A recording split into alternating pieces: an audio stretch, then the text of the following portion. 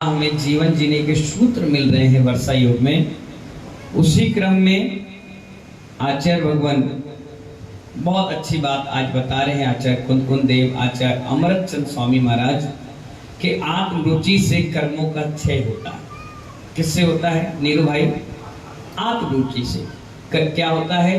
कर्मों का क्षय होता है। कहा भी गया है जो भी चीज रुचकर लगे और उसका आप सेवन करें या उसका भोग करें तो आपको उसका आनंद पूरा आता है। बिना मन के बिना भूख के भोजन करेंगे तो आदमी को वो स्वाद बेस्वाद लगेगा, और भूख लगी होगी तो वो सूखा रोटी होगी बिना चिपड़ी की बिना नमक की तो वो भी व्यक्ति खा लेगा। बाद में भले कह देगा इसमें नमक नहीं था, घी नहीं था, लेकिन भूख थी इसलिए सबकी चीज चल गई।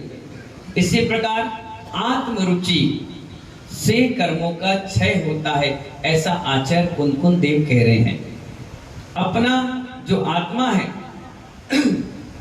आचार्य भगवान कह रहे हैं जो अपनी आत्मा है इसके प्रति हमारे मन में श्रद्धा क्या होना चाहिए? हमारे मन में क्या होना चाहिए? आत्मा के प्रति श्रद्धा होना चाहिए, ज्ञान होना चाहिए और इसके अनुसार आचरण होना चाहिए। किसके? आत्मा के अनुसार। इन तीनों के से ही हमारे कर्मों का क्या हो जाता है? क्षय। लेकिन इसके प्रति श्रद्धा होना चाहिए, ज्ञान होना चाहिए और आचरण भी उसी के अनुसार होना चाहिए। इसलिए उमा स्वामी का वो पहला सूत्र तत्वा सूत्र का सम्यक दर्शन ज्ञान चात्राणि मोक्ष मार्गा सार्थक हो जाता है।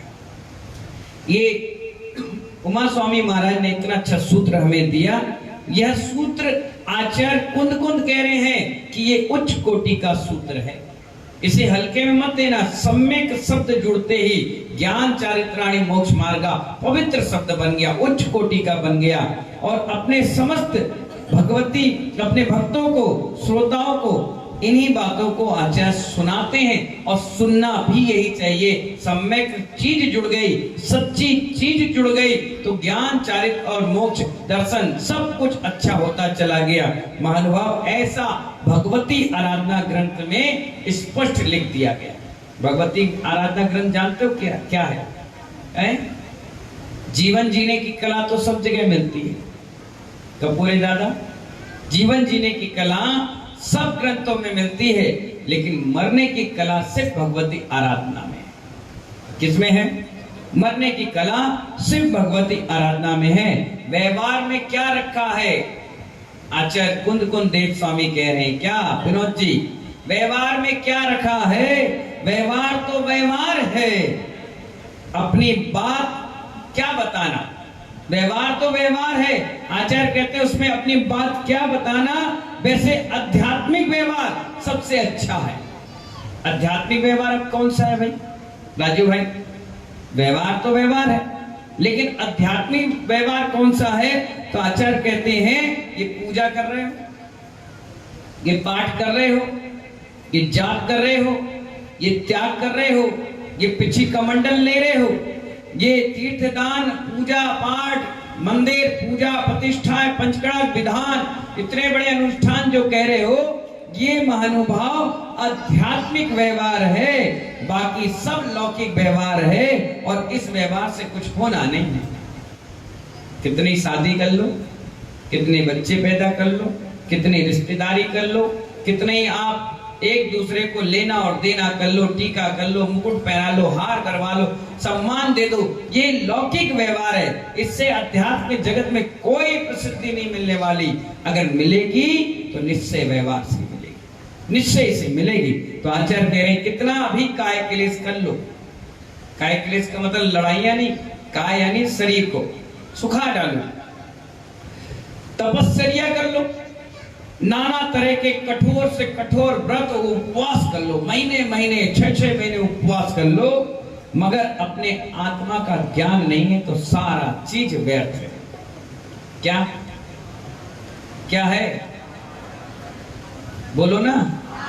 आत्मा का ज्ञान नहीं है तो सारी चीज व्यर्थ है। हल्का सा भी ज्ञान होगा तो आचार्य कहते हैं एक हल्की सी चिंगारी जंगल में लग लगती तो पूरे जंगल को जलाकर भस्म कर देती है। इसी प्रकार हल्का सा भी ज्ञान अगर तुम्हें आ गया तो कब वो ध्यान में बदल जाए और सारे कर्मों का नाश कर दे तुम्हें भी नहीं पता।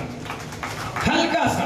तो आचार्य भगवान यहाँ बहुत अच्छी बात बता रहे हैं, तब तक इन बाहर क्रियाओं से कुछ होने वाला नहीं। थोड़ा सा ज्ञान हो और फिर बाहर की क्रियाएं करोगे तो वो फलादेश देगा। अब तक आपको जल चढ़ाने का मतलब नहीं पता था, खूब चढ़ा रहे थे, और जैसे ही आपको पता चल गया जन्म जरा मृत्यु का नाशक है एक जल, तो आपने कैसे चढ़ाया? खूब जोर से चिल्लाए, खूब अच्छे से जल भरकर चढ़ाए। आपको पता चल गया पुष्प चढ़ाने से काम वासना शांत हो जाती है। आपने बड़े अच्छे, आपने क्षुधा रोग भूख शांत रह जाए, महीनों महीनों हमें भूखे ना लगे, तपस्या करें, हमें कोई दिक्कत परेशानी ना आए, तो आप क्या करते हो? क्षुधा रोग विनाशनाय चढ़ाते हो। अष्टकर्म का नाश हो जाए तो धूप चढ़ाते हो। मोह का अंधकार नाश हो जाए, जीवन प्रकाश में हो जाए तो दीपक चढ़ाते हो। और आपको नहीं मालूम होगा, उसका रीजन ही नहीं मालूम होगा, तो आप क्या करोगे? औपचारिक ज्ञान के साथ आप चढ़ा दोगे, जब तक आपको उस चीज का नॉलेज ही नहीं। अब नॉलेज आ गया तो वो ज्यादा फल देने वाला हो जाएगा। घंटे का नॉलेज नहीं था तो कैसे बजाते थे राकेश मास्टर साहब? टन टन टन टन टन टन स्कूल की घंटे की तरह बजा दी और चले गए। अब तुम्हें पता चल गया, उपाध्याय वैष्णव सागर ने तुम्हें सिखा दिया कि 3 बार रुक रुक कर बजाना है, और उसको बजाते हो तो उसका फल आपको खुद पता चल गया। अब मेरा मन जाप और पूजा में लग गया। जब तक अभिषेक की क्रिया नहीं पता थी तो ऐसे ही कर रहे थे। जिस दिन पता चल गई अरे ये तो तीर्थंकर भगवान है भैया, और इनका अभिषेक करने से आने वाले भव हमारे नाश होते हैं, तो आपने अभिषेक करने के साथ साथ भावना व्यक्त कर दी तो उसका फल आपको मिलने लगा। जब तक आहार का ज्ञान नहीं था तो देते चले आ रहे थे। जिस दिन पता चला कि हम भाभी भगवान को आहार दे रहे हैं, उस दिन से आपके घर की और परिवार की कायाकल्प होने लग गई। हमने तो भाभी भगवान को आहार दे दिया, अरे तीर्थंकर के लघुनंदन को दे दिया, तो ये परिणाम ज्ञान से बदल गए मानव। तो यही आचार्य भगवान बताते हैं, अल्प ज्ञानी और निर्मोही हो तो क्या कह रहे हैं आचार्य? अल्प ज्ञानी है, ज्ञानी पूरे नहीं बने, और निर्मोही है तो भी आपका मोक्ष निश्चित है, आप निर्वाण की प्राप्ति कर लेंगे। इन्हीं भावनाओं से महानुभाव आज का सब्जेक्ट यही समाप्त। अगर हल्का सा भी ज्ञान आपको आ जाए तो आपको हर चीज की नॉलेज मिल जाती है, हर चीज की। स्वाभाविक है, छोटा सा बच्चा है अभी गोदागादी करता है पेन से।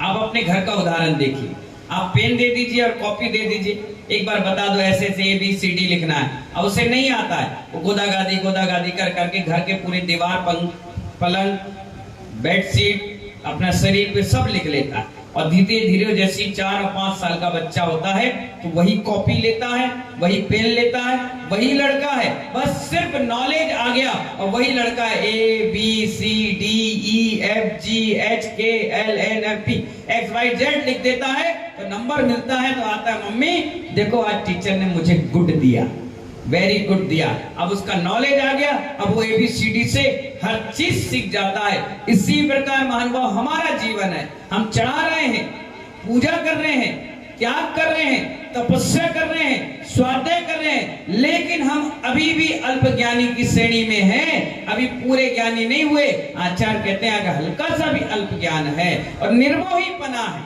तो भी आपका मोक्ष और निर्माण पक्का है। या मैथमेटिक्स की तरह हमारा ये जैन दर्शन है, इसमें किसी भी व्यक्ति को छोड़ा नहीं। जिसने जितना थोड़ा सा भी श्रद्धा रखा है सम्यक, उसका निर्माण निश्चित कर दिया गया। इसलिए महानुभाव आज सभी को यही बताते हुए बड़ा खुशी हो रही है कि कोई व्यक्ति आम लेने गया। क्या लेने गया? अगर किसी व्यक्ति को आम खाने का मन है तो आम लेने के लिए बाजार पे आपने भेज दिया कि जा भैया ये 50 रुपए लो और आराम से एक आम ले आओ। वो आदमी गया तो आम वाले से ये नहीं पूछता ये इसका बागवान कौन है, वो ये भी नहीं पूछता ये आम की जाति कौन है, वो ये भी नहीं पूछता कि कितने रुपए किलो है। उसको आम खाना है तो पैसे देता है और एक आम उठाकर लाता है और उस व्यक्ति को देता है जो उसका मालिक है, और देता है लीजिए सेठ जी ये आम खाइए। वो आम खाने वाला सीधे उसके इसको निकाला, उसकी कलियां बनाई और खाने लगता है और आम का मीठा मीठा आनंद लेता है। इसी प्रकार महानुभाव ये तप त्याग तीर्थ वंदना दान पुण्य है, जितना कर रहे हो कर लो, लेकिन जिस दिन अपनी आत्मा में समाविष्ट हो जाओगे ये सब चीज तुम भूल जाओगे। किस पेड़ का था, किस जाति का था, मीठा था कि खट्टा था, पीला था कि लाल था, कौन लाया कहां लाया, ये सब भूल जाओगे, निर्मोहीपन आ जाएगा। तो आचार्य कहते हैं अल्प ज्ञानी निर्मोहीपन भी मोक्ष का अधिकारी बन जाता है। कितना बड़ा उन्होंने प्यार से उदाहरण दे दिया। इसी उदाहरण को अपने जीवन में चरितार्थ करिए। जब तक व्यवहार में जी रहे जिए, और जिस दिन निश्चय में उतर जाए, सब चीज को छोड़ करके सिर्फ अपनी आत्मा का चिंतन करें। इन्हीं मंगल भावनाओं के साथ जय बोले आदिनाथ भगवान की।